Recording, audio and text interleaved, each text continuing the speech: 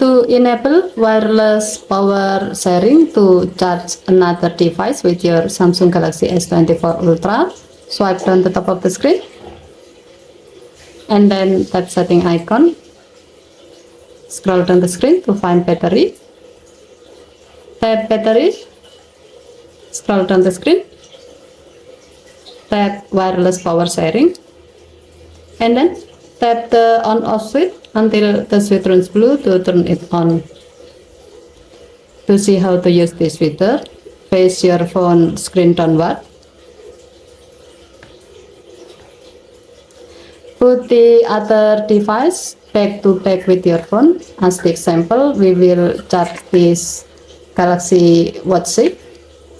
To do so, put the center of the phone back to back with Galaxy Watch 6 like this. As you can see, this Galaxy Watch 6 is start charging. As you know, this feature works with most key compatible devices. However, different devices may charge at different limit.